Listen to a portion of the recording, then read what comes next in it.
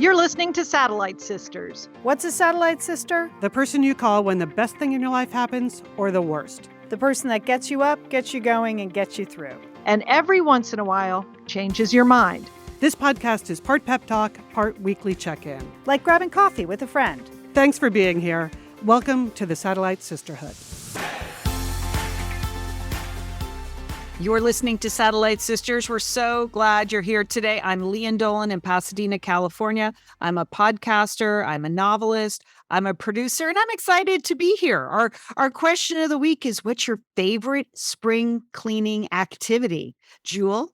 Okay, this is Julie Dolan. I'm here in Dallas, Texas. I would say my favorite activity is cleaning the windows. I love bright, sparkly windows. So I usually do one, and then I give up. And I call Everclean. They're a local window cleaning company. And they come and they just zip through the house, and it's very exciting, and it's well worth it. That's my favorite one. How about you, Liz? Okay, let's see. This is Liz Dolan. I'm in Santa Monica. I am a marketer and a podcaster. And I don't know, when I hear the word cleaning, I don't get super excited, but I do. Okay. I do have a new policy that sort of results in a better overall look. And my new policy is candles, use them or lose them. And because I just realized I have a lot of random candles around my home. Because you buy candles when you go to a cute store or somebody comes and visits you and they bring you a candle. And I just put them down somewhere without much thought. And then like a year later, they're still in that same spot or I've never really used them. So I just have to use them or lose them. That's my thing. Yeah. Because you know what? Nothing's worse than a dirty, dusty candle that you've never lit. That doesn't look good. All right, Liz, I approve of that. Well, I like, Julie, the sort of the changing of the guard. I like to, take my decorative wreaths, my winter wreaths and flowers down and like freshen and zhuzh everything up, brighten everything up, put the outside. No actual cleaning, but just redecorating. Okay, you're right. That's fine. That's fine. Okay, called out. So noted. All right. Today on the show, we are going to talk about a couple of cultural things that are happening now that, spurred on a discussion. Julie, you watched the Brooke Shields documentary, Pretty Baby, which has been getting a lot of press, and we love Brooke Shields. She has a lot to say. So we're going to talk about that, right? What do you want to talk about? Yeah, no, I think it's an amazing documentary. I think it's also a very cautionary tale for this generation and about, women and their own power and their own agency and forming their own opinions and protecting themselves. So we're going to talk about all those things, Lian. Okay, Liz and I were on assignment this week. We went to see Air, which is the movie about Nike, the new Ben Affleck, Matt Damon movie about Nike. Liz and I both worked at Nike in the 80s when the movie is set. So many people have said, what do you guys think? What do you think? So we're going to tell you what we think about the new Air movie. I have just a terrifying story about urban otters. How can that be? How can it be terrifying? They're my favorite animals, Lian. I love otters. You have to decide if they're still your favorite animal when they're walking towards you in a public park. That's all I'm saying, okay? I don't know. Lost and Found in Paris is coming out on the 18th next week in paperback, so I'm doing a couple of special events. And Julie, it appears you've watched everything on BritBox TV, so now you're turning to Acorn TV. Acorn TV, yes. We're going to Ireland, Lian. Okay, I've got a new hit Irish show for you. It's actually not that new, but I'm sure you haven't seen it, so I'm going to call it new. All right, and more information on our Satellite Sisters Big Fun Weekend in October, so stay tuned. Okay, I'm going to just dive in here and start, sisters, right? Because from the Satellite Sisters Sports Desk, I have a headline and a short opinion piece. So here's the thing. Most of you saw the headline this weekend on Saturday about Tiger Woods' withdrawal from Augusta. Did you see that? The video? Yeah, I saw the video. Yeah. Oh my God. Just so painful watching that Saturday afternoon. And, I think everyone could feel his pain. I could totally feel that pain because he crushed his leg and ankle about a month after I crushed my leg and knee. So I'll confess that I follow Tiger Woods' rehab very, very closely. I feel very close to him. And there are days when I see him like playing hole 18 and I'm like, well, good for him, but darn it. I could never do that, Right. So happy for him. Also a little jelly. That happens. And then there are other moments like Saturday when you see that he can barely do it that I think, yeah, because that plantar fasciitis that he has, I have a version of that too. Anyway, so I read the news and then I made the mistake of doing something I tell people never to do, which is clicking on the comments. Never click on the comments. So one of the, this is going to seem petty on my part, but it's important to me. So one of the first ones I saw was some guy writing, hey, Tiger, you can get surgery for that. I had plantar fasciitis and I am 100% cured. Oh. Okay. All right. Here we get into the opinion part of the piece. Now I'm going to say on behalf of me, Liz Dolan, and also I feel like I can speak for Tiger Woods here, unsolicited medical advice is not wanted or useful. I just wanted to scream. I was like, seriously, dude? You think Tiger doesn't know what his treatment alternatives are? You think he doesn't have the best doctors in the world? You think maybe your plantar fasciitis is the same as his plantar fasciitis where they almost had to amputate his leg? I mean, again, unsolicited medical advice. It just sends me off around the bend. And I was just on a related note. I was in an MRI machine on Friday afternoon and I was thinking about Tiger. I was thinking, Tiger probably has his own MRI machine right now. He's probably had so many MRIs. He's got one in the back. He just goes back there, jumps in the seat, gets an MRI. So I'm just going to remind everyone, I know I bring this up a lot, but unsolicited medical advice is just not useful. It's just, I'm just... Even though when they're trying to be helpful, it's not helpful, right? Yeah. I mean, like my neighbors, Julie, they'll occasionally see me walk Hooper, and occasionally I'll have to use a crutch or have a boot on. The moment they say the words, you know what you should do? I wish I could. If I could run, I would run in the opposite direction. Anyway, so that's it. Unsolicited advice, it's a no-no. Thank you for coming to my TED Talk. That is it. Okay. Okay. It's all right. Okay. I think we know. There's no one, everyone in our family knows. Yes. Yeah. Well, plus, he's probably had 1 million surgeries by now. Right. I know, Liz. Yes. You're right. You're totally right. You're totally right. Hey, well, sisters, I wanted to give you an update. It's been the first quarter is complete, and this is the first quarter that my husband has been in semi-retirement. Okay. And I want to thank the Satellite Sisterhood for the advice that they gave me regarding a lunch policy. I mean, when your partner is all of a sudden around for lunch, what's your policy? And the overwhelming response from the Satellite Sisterhood was no lunch. They do not get lunch. Lunch is out. But I'm happy to report that we've put in place a policy that's called lunch, no strings attached. Oh, Think about that. Lunch. That sounds a lot sexier than it probably is. So, I am so excited about this, Lian.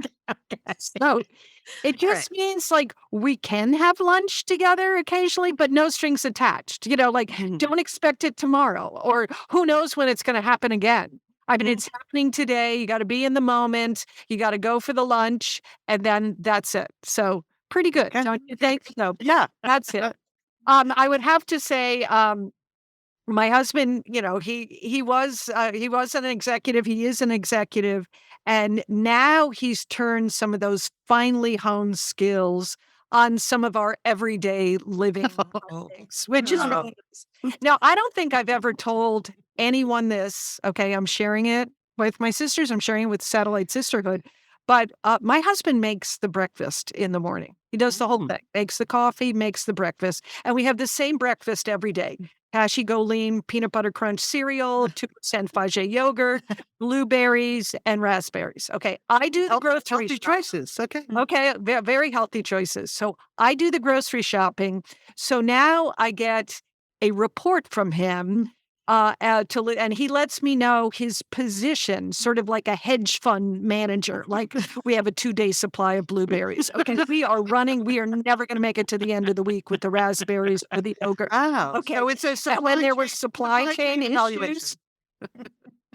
Go ahead. Sorry. I mean, Liz, it is so official. Okay, it's so official. And when there were supply chain issues with our beloved Cashy Goleen peanut butter crunch cereal, okay, somehow he found a new source, and we now have cereal arriving. Boxes are arriving in the middle of the night. It's stockpiled. Okay, I mean, it's a small operation, this breakfast operation. It's only 2 people, but he's got big time skills and he's put it on the morning meal and we're all set. Okay. Wow. Well, I'm glad he can use those skills somewhere. He is. When he starts actually issuing like written reports, then you should get worried. Well, Julie, similar thing. So this week we picked up a new car. We ordered it 5 months ago. It arrived last Friday. So we went to pick it up. It's a new station wagon, of course. We're station wagon people, and it is a hybrid. So there's a lot to learn there. And it's a new car. So there's a lot of electronics, right? And normally we don't even buy new cars. Normally we buy what's that term, previously owned or pre-owned? We buy used cars. Somebody had it on a lease and then they turned it in after 2 or 3 years. That's what I buy too. Yeah, we usually buy your pre-owned cars. So just the fact that it was like brand spanking new was very, very exciting for us. So, you need with these new cars like an orientation. You can't just drive the car off the lot. I mean, particularly because this is our first hybrid. Like, I didn't even know, how do you start the car? Some pretty basic things, right? So we get in the car with the car dealer, the salesman, and the first thing we have to do is we have to download the app, right? And then we have to like pair the app with the screen. All right. It stops us dead, you guys. Because it's the first one to go. And the question number 2 is, what is your Google password? And that's it. Wow, we're out. I mean, yes. Oh, forget that. Because your Google password is on a sticky note at home on your computer. Well, that's my system. Barrick, the guy's like, well, can't you just go into your saved passwords, blah, blah. And Barrick looks at me and goes, I have a system for my passwords. They're all on an Excel spreadsheet on my office desktop. I was like, that just screams, Gen X. So right there, an Excel spreadsheet. I mean, I just thought we are never going to get out of this parking lot because we can't remember our Google password. Oh, no. So it did take like 20 minutes, literally, for Barrick to come up with it. But in the meantime, the dealer was saying, she said, oh, yeah, the other week I had, this older couple in their 80s, and like he had to type in his password and his hands were shaking and this and that. And he couldn't remember it. And it was just like a future flash for me. I was like, that will be us. This car. And I feel like we're going to need jitterbug cars. You know how you have those jitterbug phones where you can only call 3 numbers? Yeah, that would be good. We got a jitterbug for mom and dad. That's we had to resort to the jitterbug. Yeah. So what we need in the future is just like you only can go 3 places and you don't have to put any passwords in. Like just the doctor's office, the hair salon, and the library. Yeah. Or church. Yes. So, I'm happy to report that we did get the car off the lot. But then, I just I had to spend just a lot of time with the owner's manual, getting all set up before I even like took it out of the driveway. I was like, I don't want to get someplace and not be able to get the car in drive. I believe, Lian, here's a little pro tip because I bought a new car last year. They have YouTube videos. You can watch those. So you may also find that you have to go back to the dealership, although that's somewhat humiliating to have the salesperson show you stuff. But there's a lot of YouTube videos about how to operate these new cars too. Yeah, I mean, I actually looked at YouTube. I'll have to look again. I was surprised at the lack of YouTube videos for this particular model, but he did say we could come back, and we're not ashamed. We're going to go back. No, just do it. Just do it. But this is my tip: is like if you're going to buy a car, bring your Google password. Just forget your checkbook. Bring the Google password. Okay, hot tips about buying new cars. Before we get into more news of the week, like these allegedly killer otters. We wanted to go reset the big excitement about the announcement we made about the big fun weekend. So here's the update. Big fun weekend. We decided that we wanted to gather together as many satellite sisters and misters as we could for, well, a big fun weekend. And so that is happening October 13th, 14th, and 15th in Minneapolis, Minnesota, where we know we have so many loyal listeners anyway. So we're super psyched how many of you have already responded that you're excited to get together. You know, as we said last week, we want to see your faces. We want it to be in person, and we wanted to do more than just like a speech in your town. So we're psyched to see the reaction. Our theme for the big fun weekend is bring a friend, make a friend. It's going to be a super friendly environment. So whether you come on your own or your own crew of satellite sisters, whatever it is, it's going to be a very friendly place. So here's the deal. The tickets go on sale this weekend on October 15th. And April 15th. April 15th. Okay, Liz, you're fired. I'm fired, Liz. You can't read any more about this. Yes, I'm looking at October. Yes, April 15th, this Saturday. So, Lian, I think you were going to carry on with more details on that. Right. Yeah. So the links will go live for both the tickets, which are $2.99 and include all the events. On Friday night, a welcome cocktail. Saturday, we're doing a live podcast taping. Saturday night, there's going to be dinner, a big dance party, Mamma Mia themed dance party, which is exciting. I mean, people are already working on their costumes. There's going to be a group photo. There's going to be some contests on Saturday night, and Sunday is going to be a no-host coffee to say goodbye to everybody and exchange contact information and stuff like that. So those tickets go on sale on Saturday, April 15th. They are $2.99. That's all in. The official hotel for the event is the Hilton in downtown Minneapolis. We have a great room rate for that. And so that reservation line will also go live on Saturday, April 15th. We would love to have you come and stay at the hotel. Even if you live nearby, it's a great room rate, and it will add to the party if everyone's there and you do a staycation. So that's great. There's a frequently asked questions that's posted on our website. Just go to satellitesisters.com. You'll see big right on the homepage. Click here for more information. And then there's a frequently asked questions posted. So if you have some initial questions, please do that. And then if you buy your tickets between now and Mother's Day, you're automatically going to be entered into a contest to win a free gift basket of some sort. Details TBD, but there will be a gift. And is there anything else? What do you think? Well, we're just trying to make this the most fun, pleasant weekend that we can. First of all, we got a great location at the Hilton Hotel in Minneapolis. Great weekend. It's October. You know the weather's going to be wonderful. So, and there's going to be time for togetherness and time for if you want to explore the city. And some of the events that we're still working on the details, but we are going to have icebreaker events, and we are going to play Satellite Sister trivia. And this dance party on Saturday night, I am telling you, even if you don't like to dance, you can come and have so much fun. We're hoping everyone works on their costumes. It can be, any kind of costume is going to work. You've seen the movie. It's pretty easy to go in your closet and find something there.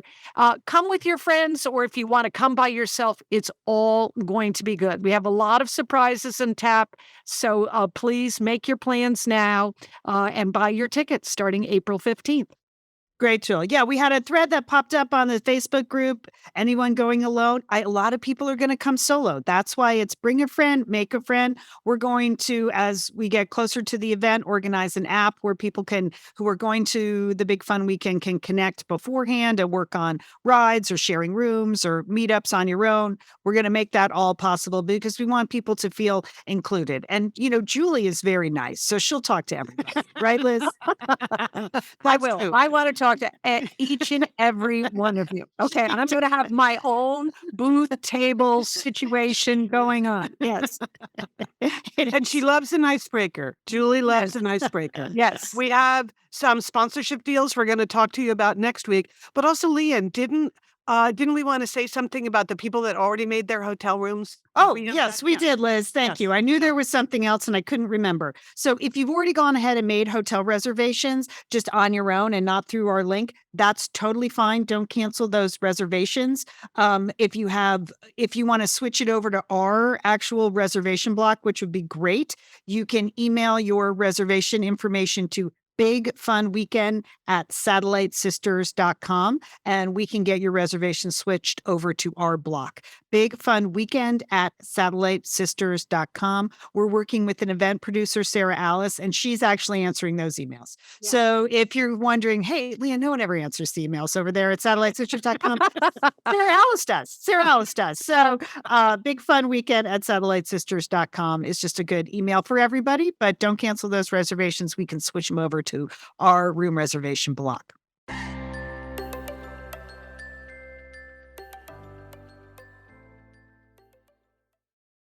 So, Julie, I understand that you have joined me in the Caraway Homes Fan Fest because you love your new nonstick cookware from Caraway Homes. Is that correct? Lian, I am over the moon about these Caraway Homes pots and pans. I have the saucepan, Lian, in a beautiful navy blue. And when I got the pan, it was so pretty. I put it on the top of my stove and it's still there like 3 weeks from now because I like it now. It's this beautiful accent color in my kitchen. And I love the coating on the inside, Lian. It's so perfect for risotto, for couscous, for soups. I just couldn't be happier. I love the weight of these pots and pans too, Lian. They're very high quality. Super high quality. Yeah, they feel great in your hands. I would say I have the complete set, and now I have a sheet pan, which has really rocked my world. And I really, really like these pans. So I welcome you. I welcome you to the Caraway Home family, Julie. Thank you, I know sister. you're going to love it. You have one of those open kitchens, and you're still leaving that pan out. I'm proud of you. Yes. It is beautiful. They're It's beautiful. good looking, Lian. Mm-hmm. All right, we're talking about Caraway's high-quality ceramic-coated kitchenware. It's free of PTFE, like Teflon. I mean, no one wants to eat Teflon. No. Lead, cadmium, and other toxic materials. They come in a variety of chic shades. Julie has the navy blue. Guess what I got my sheet pan in, Julie? A salmon color, because I cook a lot of salmon on it. It really makes me happy. The sheet pan is salmon? Oh, my God. You should just leave it out on your stove. That must be so good looking. And they have a naturally slick surface, so that means minimal oil or butter for slide off the pan eggs and easy cleaning. If you want to check out these beautiful pans, they have all kinds of other great products there at Caraway Homes. Here's what you do. Visit carawayhome.com/satsisters. You can take advantage of this limited time offer of 10% off your next purchase. That's a great deal. This deal is exclusive for Satellite Sisters listeners, so visit carawayhome.com/satsisters or use code SATSisters at checkout. Caraway, non-toxic cookware made modern.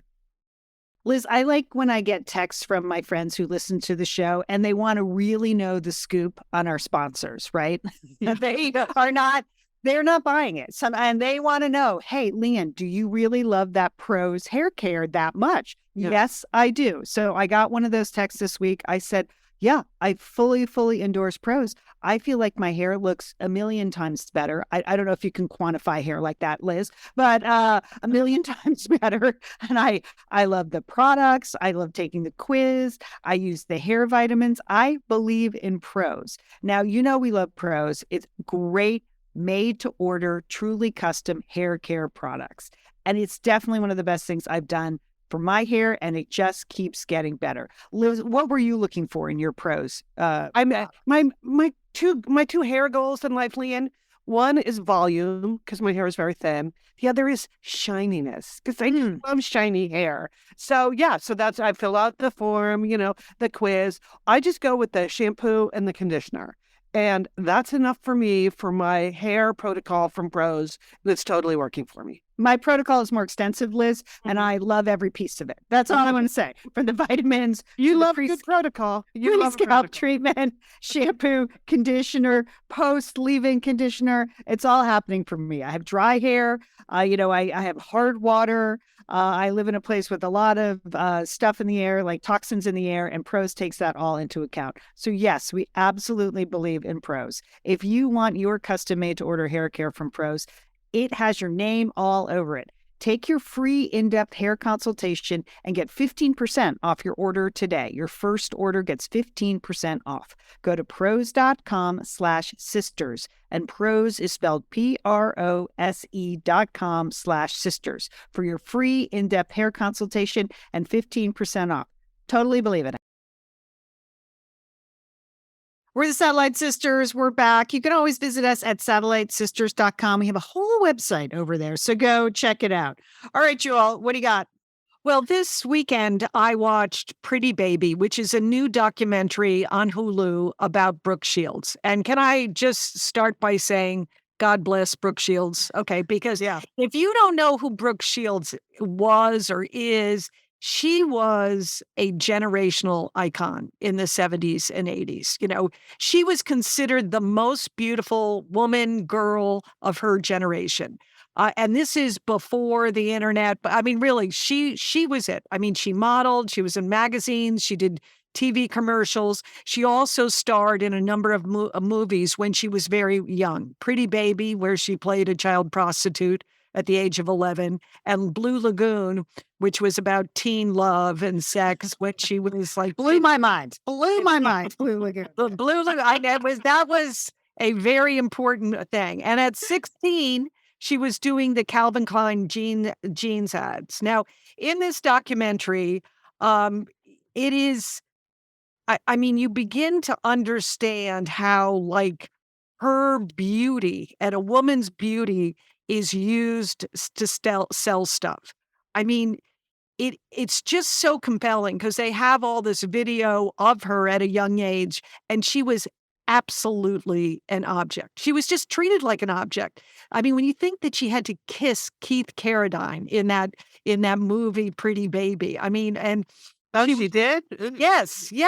I mean, and then when she did Blue Lagoon, the director made up some story that she lost her virginity during the filming of that movie, which was not true. But he did that because he thought it would sell more movie tickets. And Calvin Klein, when he was asked, well, how can you have this young girl in your jeans saying this super suggestive dialogue that Brooke Shields admits at the time she didn't even know what it meant? Okay? Yeah, I believe that. Yeah. Yeah, she didn't know what it meant. And Calvin Klein just answered, well, I'm a very naughty boy. That was his response. Yeah. And I mean, she was raised by a single mother who was an alcoholic, who was her manager. And in the documentary, what I think is really interesting is that Brooke Shields she has reconciled, her mother and her upbringing. And it's not as if, I mean, her mother is part of it, but she doesn't lay all the blame as to what happened to her or how she was objectified on her mother. Do you think, Lian? Well, I didn't get a chance to watch the documentary yet, so I can't speak to that specifically. But she does seem ridiculously well adjusted for what she's gone through. Mm-hmm. So I agree. Brooke Shields is a real hero to me because we were born the same year. We're both 1965. So I was the same age as her. And so it was sort of astonishing to watch her go through all those things at the same age. And then she went off to Princeton and then, then she was married to Andre Agassi. But in between, there was a lot going on. And I always just had a lot of sympathy and good feelings about her. So I'm glad that she's reconciled her mother. And I'm glad part of it. I mean, she's talked openly about that. But Liz, for me, one of the creepiest things about this is they have a lot of clips of talk show hosts, like beloved talk show hosts, like Merv Griffin, Phil Donahue, like interviewing Brooke Shields, and always it's with her mother or it's with a director. And they treated her like an object. Like they talked about her in front of her and would say, "Well, how do you feel about being a porn star?" I mean, just two of the sounds so creepy. I mean, it was so they took Yeah. there was systematic objectification of Brooke Shields.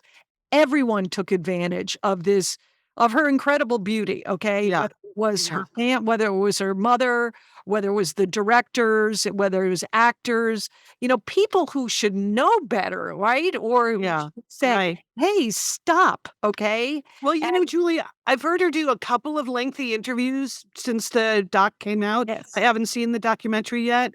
And she does say, like, in that era, she could not understand what all the fuss was about when she was just so shocked that Pretty Baby became controversial and shocked that the Calvin Klein ads became controversial because it was just the water she swam in. And so she just kind of always rejected that people thought these things were wrong or creepy or controversial in some way. And it's really like only later in life that she began to look back. She said half the stuff in the movie, her mother kept absolutely everything about her ever.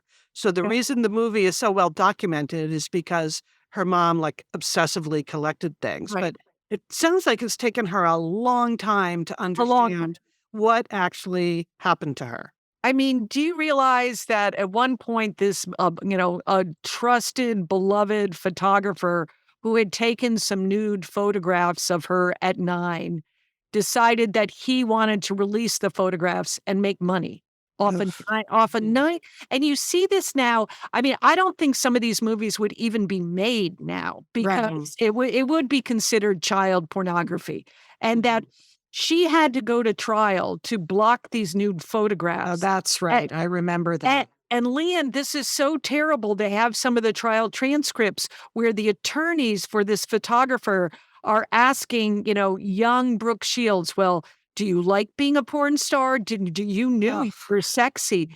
And she lost the trial, and they were able to release the photographs.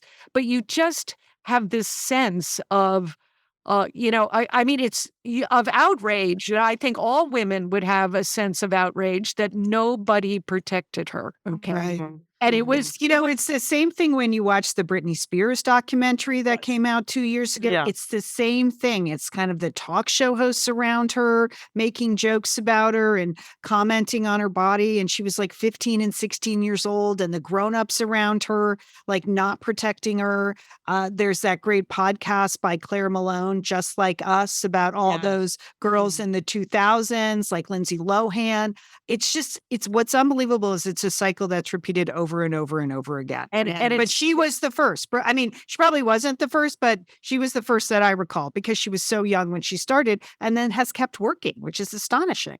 I mean, she said, and there's some very good analysis in this documentary about just girls are always under pressure to be perfect. Okay. Yeah. And that she had that perfect beauty. And people took advantage of that. But it was only when she got to Princeton and people, kind of separated a little from her mother. And that she talks about, like, there was a faculty member who asked about, well, what was her opinion on something? And she said, well, no one's ever asked me what my opinion is. Wow. She was told it. And that's, sort of the beginning of how she learned to have her own voice, her own opinion, and take control. I mean, that's what she did, because during this period when she was being used, she talks about this disassociation that, like, she couldn't control any of this. So it was just a job. She was just doing it. It didn't mean anything in her life. And now, I think later in her life, she really had to process it. But it's also about themes about teenage girls today and how they share their images in the public square and, whether, in social media. And what are they doing like there? constant commentary on how they look in Yes, social media, right? exactly. Even more than in Brooke Shields' age. Right.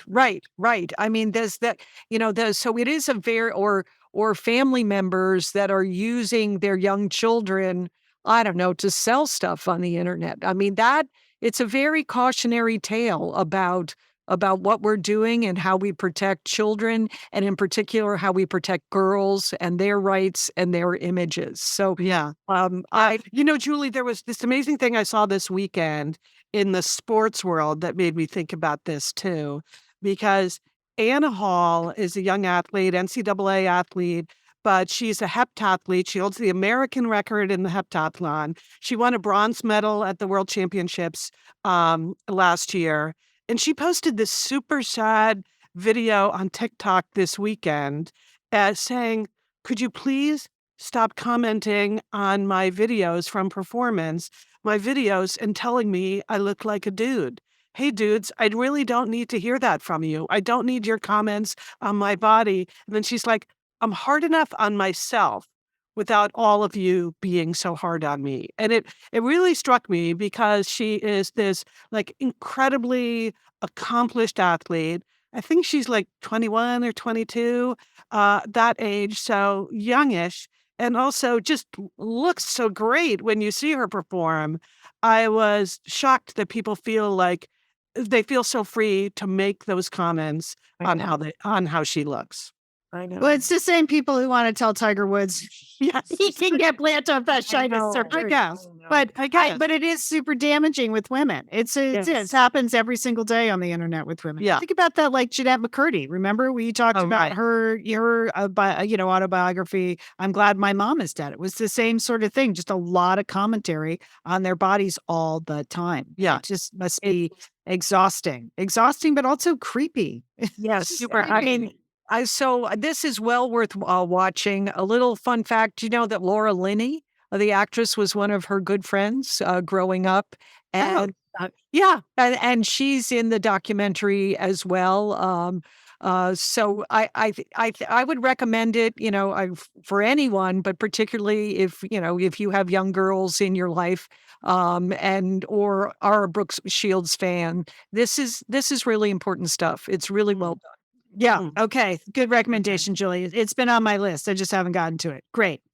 Well, okay. So one thing I did get to this week, Liz and I were on assignment to go see Air. Okay. This is the new Ben Affleck directed movie written by Alex Convery about the signing of Michael Jordan to Nike. This is a movie about a shoe deal, which is just shocking that is a dramatic enough arc for a movie, but sure. It's the story of a shoe deal that happened at Nike in 1984. Both Liz and I worked at Nike in the 80s. Liz, when did you arrive at Nike? I arrived in 88. Okay, and I arrived in 89. So just shortly after that, Liz had a much bigger job than I did, but shockingly, I worked with a lot of the same people in the movie that are there. So this is the story of the shoe deal. It involves, as written by Alex Convery and directed by Ben Affleck, it involves a really small number of executives at the company at the time.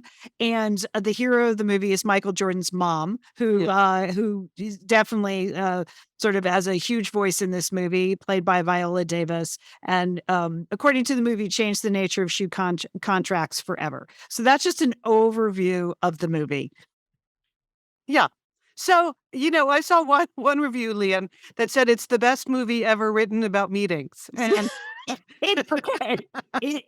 I was meeting. I went with my son Colin. I looked at him afterwards. I was like, that was a movie about meetings. So it is a very good movie about meetings, but it's about meetings. It's a movie about meetings. Okay. So I got to say, I found it super fun, but first I had to be in the right frame of mind, which not everyone is. I think people that were close to this story, because I knew most of the people that were being played by other people in the movie, even though I didn't arrive till 4 years later. I'm like, it's not my job to judge whether it's true or not. It's just, is this entertaining? I really wanted to just allow myself to be entertained or not by the movie without comparing it at all to real life, because movies are not real life. I know. I should not say that. Good point, Liz. There weren't like 3 people that invented the whole thing in any story anywhere. So I went to see it with two of my Nike friends. We were all there. 80s, 90s, whatever. So we knew all the principles involved. And so that was fun. And we gave ourselves a little pep talk before we saw it. Remember, the idea is to have fun at the movies. It's not to fact check the movie. So having said that, I did enjoy, though, the fact that the movie and Alex Convery, the writer, uses the Nike principles throughout the movie to sort of punctuate certain parts of the story. And if you listened to the interview that Lian and I did with Phil Knight that I just re-released last month, we interview him about those very same Nike principles. So I thought that was, of course, they were not really on his wall or anything like that, but whatever. And I remember Lian, even in that interview we did with Phil, one of their Nike principles, which is prominently featured in the movie, was fight the law. And in that interview, you said, like, Phil, don't you think that's a little juvenile? Fight the law. What is that? And he said, well, I said, fight the law, not break the law. I mean, we just, And I think there are a lot of things in this movie that are a reminder, whether you were there or not, that like it used to be a small company, a small scrappy company. And like the overarching takeaway for me was that success in any of these things, whether it's a business or an individual, it's not inevitable. And those people and that story, came so close to not happening. Not in the way it almost doesn't happen in the movie, but whatever. Anyway, so my favorite part of the movie, I don't know what you think about this, is Ben Affleck really played Phil Knight for laughs, Right. Yes. He's in real life, he is an oddball. Totally odd. He's a very odd man. Yep. But in the movie, you heard it here first at Satellite Sisters. In the movie, he's even more of an oddball. Yeah. Which, why not? He gets so much credit for everything at Nike. Why not, like, poke him a little bit? I am totally 100% okay that, Ben Affleck played this very over-the-top version of Phil. I don't know if you felt that way. That's the way I felt. I thought that was one of the most charming parts of the movie. Yeah. I mean, I really did enjoy the Ben Affleck Phil thing. And there were some great outfits, but just also the running outfit was just a classic. So, yeah. I mean, he did make it seem like Phil just laid around on his couch in his office and didn't do anything at Nike. But that's okay. Yeah, whatever. That's fine. Whatever. Okay, so I enjoyed that. And I also have a confession to make. My confession, the other star of the movie, Ben Affleck, plays Sonny Vaccaro. Who Matt, you got the wrong actor. Matt Damon. Why do I keep saying, okay, yeah, I don't know. Matt Damon played Sonny Vaccaro, who allegedly, the man who signed Michael Jordan to Nike. Here's my confession. I had a terrible relationship with Sonny Vaccaro. I did not like him. Well, a lot of reasons. First of all, he insisted on calling me sweetie and honey most of the time. Oh, that didn't go over well, I'm sure. That did not. No, it did not. And everyone always found it funny, Julie. Like that Sonny was always putting me down. Like, yeah, that was not good. I also considered Sonny Vaccaro a walking, talking NCAA violation about to happen. Right? Yeah, right. Okay, fast and loose with the rules. Talk about breaking the law. Yeah, it was pretty much the NCAA laws. However, having said that, I love the Matt Damon version of Sonny Vaccaro. Okay, I'm fine with that. It's not the real Sonny Vaccaro at all, which I think is a good part of the movie. So yeah, okay. I think everyone should have Matt Damon take them over in a charming, funny movie. We would all feel better about ourselves if Matt Damon played us in a movie. So thank you, Matt. Well, I have to say the movie has spurred a lot of contact from previous employees, right, Liz? Haven't you gotten a lot of text chains and emails and messages and are you going? Are you not going? Because half the people I think love it and the other half are boycotting it because Why? There's just this Sonny Vaccaro is a real sticking point. Like the hagiography of Sonny, that he's like this hero, that's a problem for some people. And so there's just they just can't separate fact from fiction. They can't do what Liz did and just go enjoy it and not fact check it. They're really, really struggling with that. So, I mean, I talked to a colleague from 35 years ago. He sent me some photos this week of like a shoot we did in 1989. I'm like, are you going? He's like, no way, I can't go. So funny. It feels so petty that they can't go, but then I'm okay, fine. Don't go. It's just a movie. It's just a movie. It's just a movie. So if you didn't work at Nike, like me, right? would you recommend going to this movie? Yeah, if you care a lot about shoes, it's a movie about a shoe deal. I mean, it made $20 million this weekend, which is great. So it's doing very well. It's got snappy dialogue. Things move along. There's some genuinely funny lines that you don't have to know about Nike or basketball or the shoe business to appreciate. If you do enjoy basketball and the shoe business, like if you're really wondering what the Converse executives were like in 1984, there's a great Converse meeting story and a Adidas meeting story. Sure, there's some great like lifted, vaulted writing about sports. I mean, the great thing about working in the sports business is sports isn't an analogy.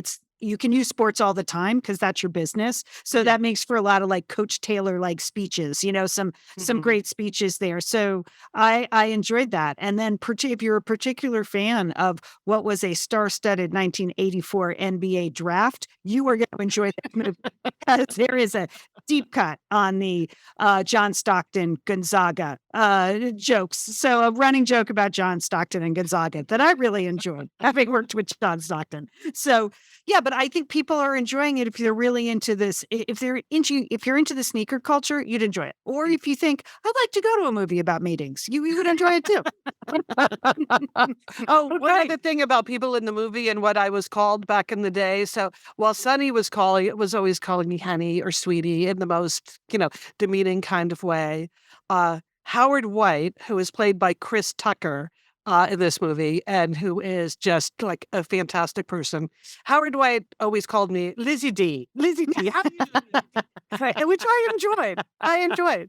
And I was in Beaverton last year for a meeting, and I actually bumped into Howard White. And all these years later, he saw me across, a crowded lobby, and he came over, gave me a big hug, and said, "Lizzie D." That's nice. No, that's a good nickname for you, Liz. It is. Yes. So there's some funny real stories in this. There's some funny not real stories. I found it very entertaining, Julie. And somehow you find yourself like taking sides, rooting, cheering. So I enjoyed it. Right.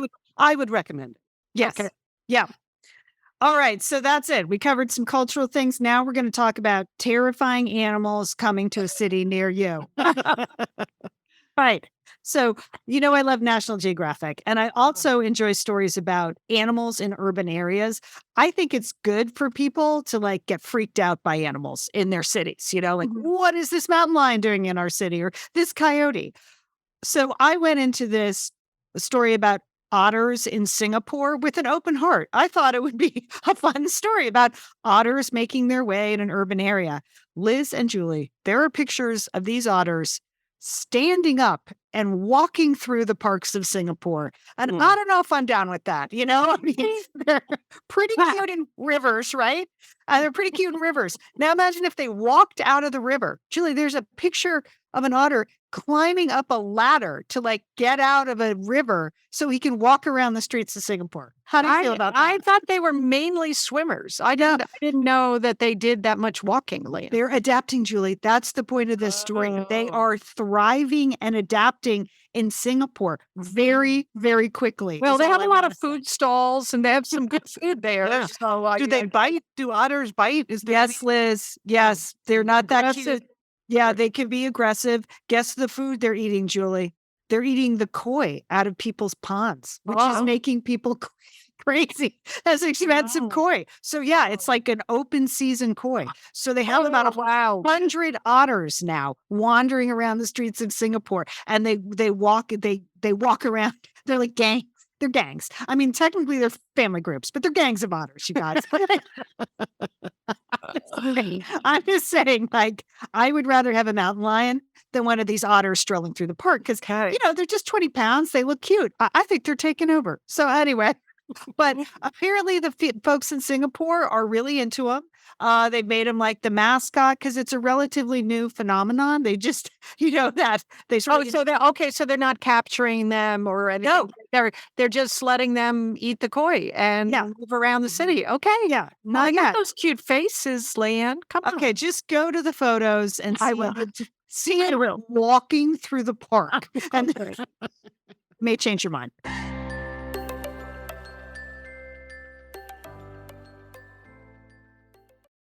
I have a great Rothy's story for you, Julie. True story. Okay. You know we love Rothy's, right? Those sustainably made flats and bags in every bright color imaginable. All right. We like to re-energize. Don't you feel like a new pair of Rothy's or a new Rothy's bag re-energizes your look?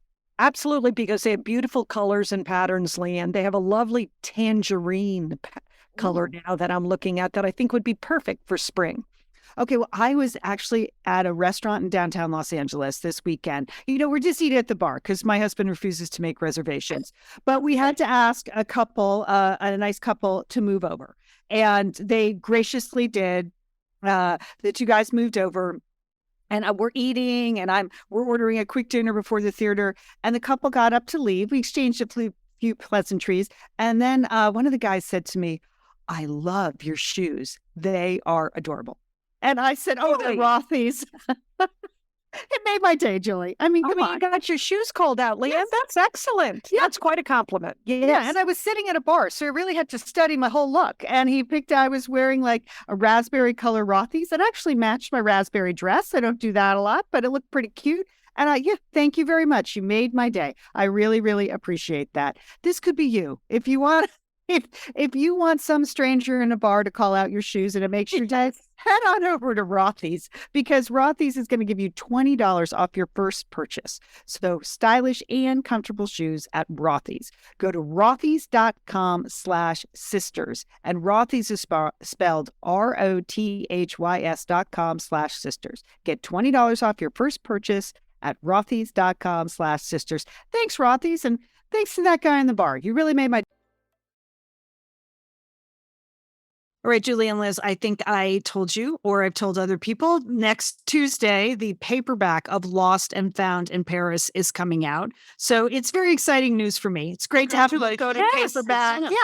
Yeah. And I'm going to be out and about doing a few events. It's not an extensive tour. It's just a few events. But I just got the books this week and they look great. It's the same cover. So that's nice. I mean, I love my covers, so I'm super happy to have the paperback be the same cover. And if you haven't read the book yet, or if you've read it and you think, I'd also like it in paperback, please feel free to pre-order. That would be awesome.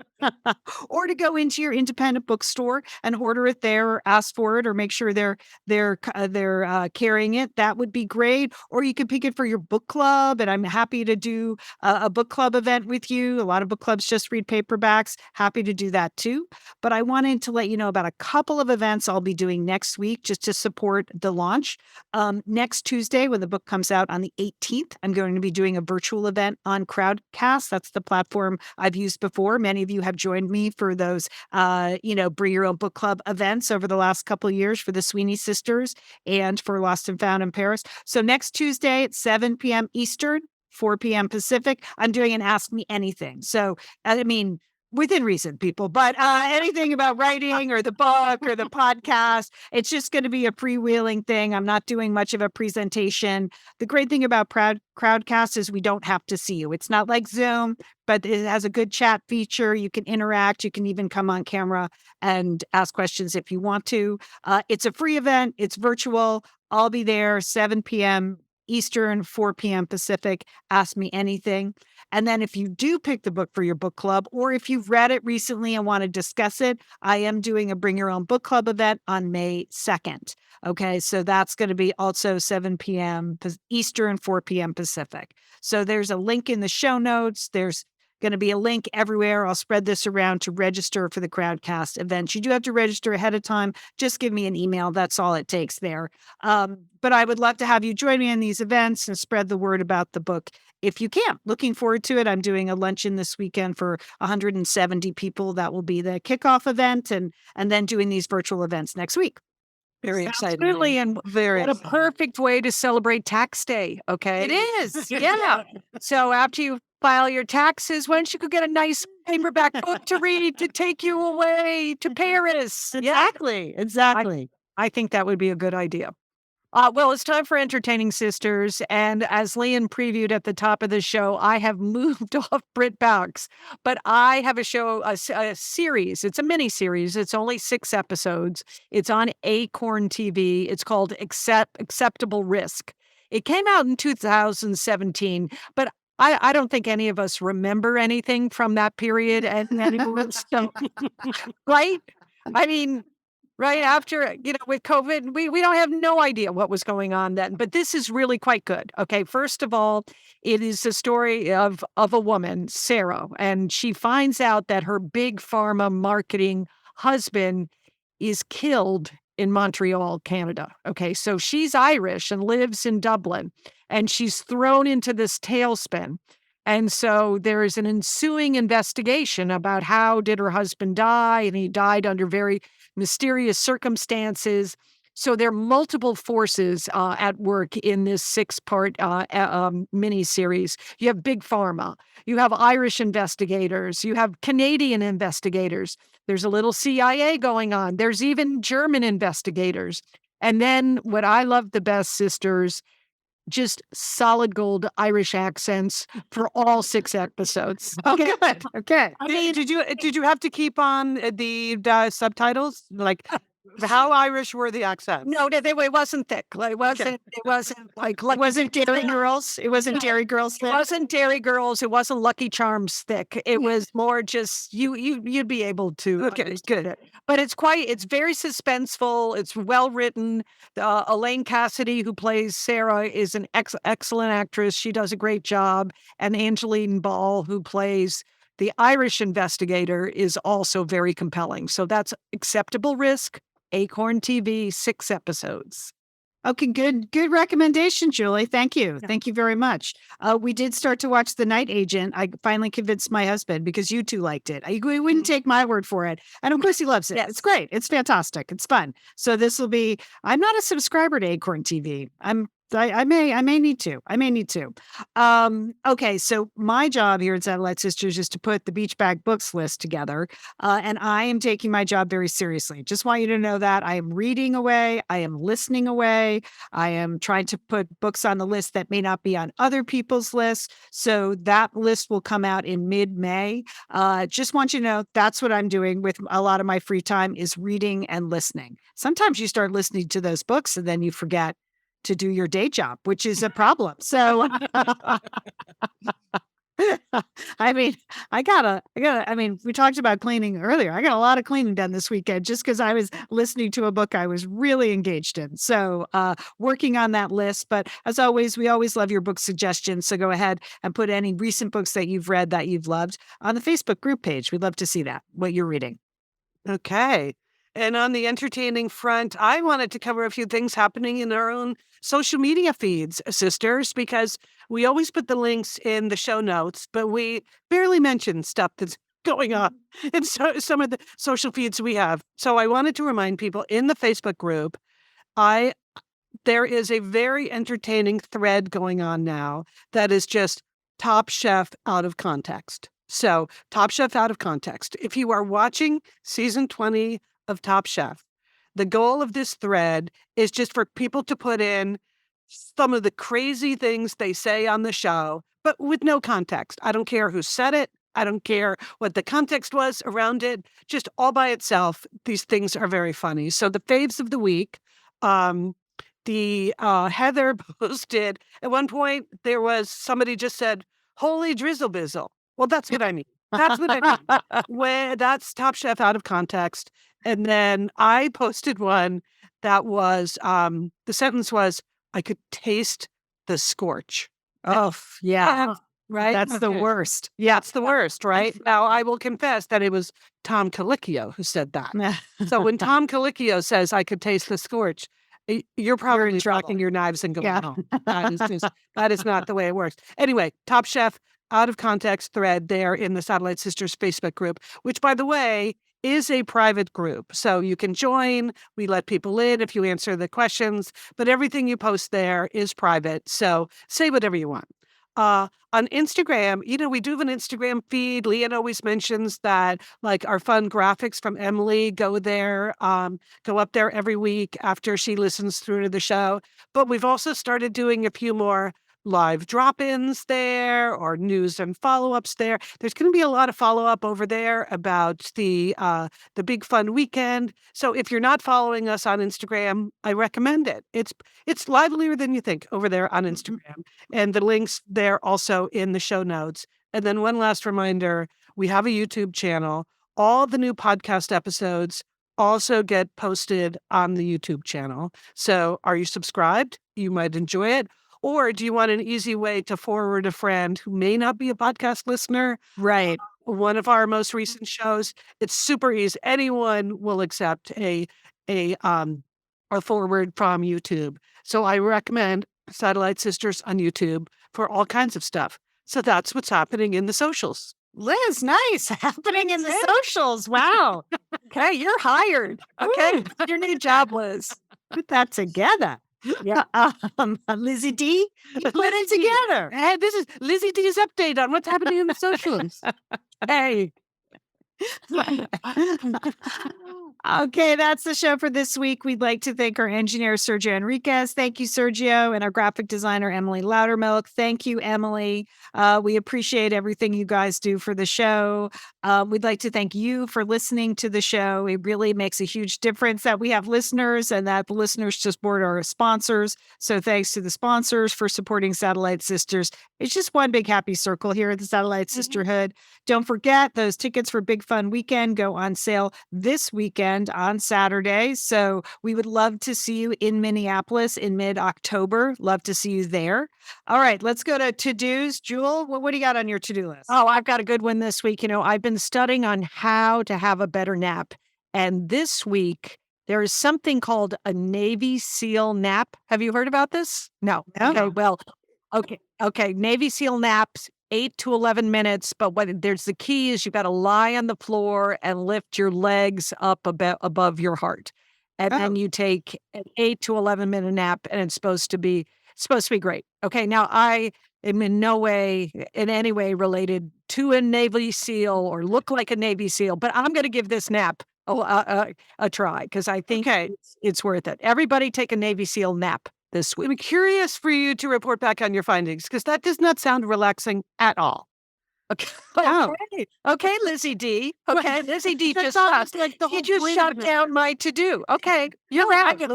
No, I want you to do it because I want to know if you find it just relaxing. Okay, all right, good. Okay, that pose in yoga is called like the force of life pose. It's supposed to be really good for you to elevate your legs. It gives your heart a break, relaxes your heart. So the blood flow, it reverses the blood flow. So it does take a while to get used to, but I believe in you, Julie. Although I've never seen you nap in my entire life. I've never really even seen you sit down. So I wish you good luck in just not moving for 8 to 11 minutes. Okay.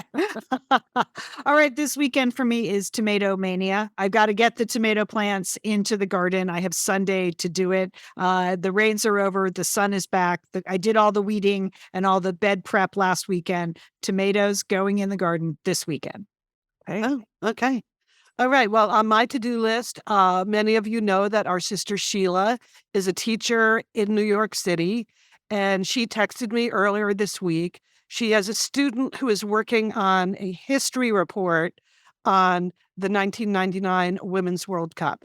And fun. Yes. And because she knew that I worked on the 1999 Women's World Cup, she was wondering if the student could interview me, which of course, yes, I'm really looking forward to it, though I am a little bit put off by the fact that it's a history. Okay. But okay. All right. I understand. It was a previous millennium. Okay. I got it. Anyway, so that's what I'll be. I'm happy to answer all of her questions. So I think it's so fun. So fun. How fun. All right. We're going to see everyone in Minneapolis, I hope. Sisters, have a great week. You too, Lian. And don't forget, call your satellite sister.